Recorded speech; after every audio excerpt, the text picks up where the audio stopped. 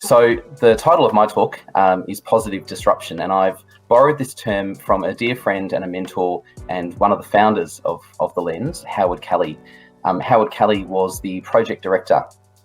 of the Kirby Review and had a long and distinguished career in education, working in tech schools, in government schools, and in really interesting and robust environments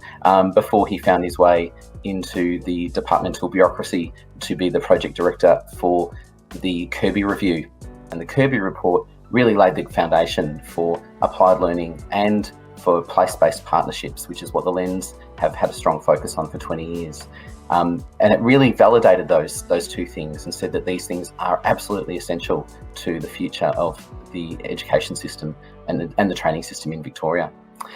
But what's interesting is that the basis of this report was this notion that we needed a broader commitment of government, community and industry to really support young people and their future pathways. The questions that are before us at the moment, the questions that we're grappling with the Firth review, the reform of senior secondary pathways, and also the Macklin review, which is looking at the training system and the education system more generally, is that the same questions that we're grappling with now are the same questions we were grappling with 20 years ago and even 20 years before then. At the core, the reforms 20 years ago were acknowledging that different types of learners need different sorts of things, that communities and industries are critical to supporting young people and their schools to make their way through a rapidly changing world. And with economic and social change happening both across the globe 20 years ago and even now again today, those communities of interest, those whole of community responses are absolutely essential for young people's wellbeing as well as their pathways.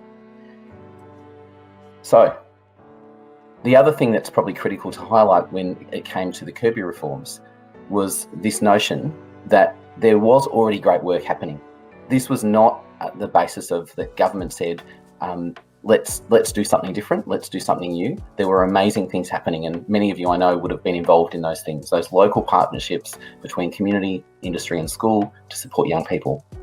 Those applied learning programs that popped up not because government said we need to have this, but because a community or a school or educator said we need this for our kids. And so the Kirby reforms really built on the grassroots work that had taken place for many years. And what's interesting is that if we look at any education setting, there were the seeds of VCAL and applied learning in so many different contexts in Melbourne and across the state.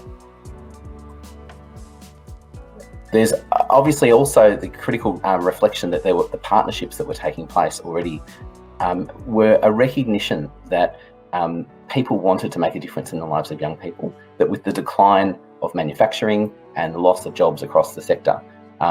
there was an opportunity here to do something different and to build new pathways for young people in new and emerging jobs. And so that really sat at the core of these reforms. And this is, for me, is a really interesting piece of research. This was from a paper that was produced just after the Kirby reforms were adopted. And effectively it drew together both the LLENs and also VCAL as two critical reforms that would set up Victoria's future and young people's future in Victoria. Why I wanted to highlight this particular piece of research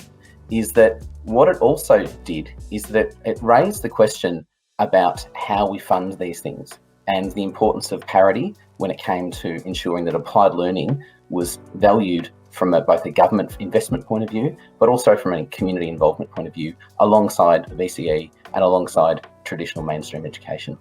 And this notion of parity and this notion that applied learning is valid, it is something which must be embraced, it is something which is absolutely essential to our future, is for me the critical question that we have before us right now as we start to go into a new phase of reform with the Firth review and the Firth reforms. This notion of applied learning, whether it's to support the needs of students to go into industries, or whether it's to support those young people who have not been disconnected, but education has not connected with them in a traditional sense, and they need something different. That's not the fault of a young person, that is actually the fault of the system, having not adapted and flexed to the needs of those young people. So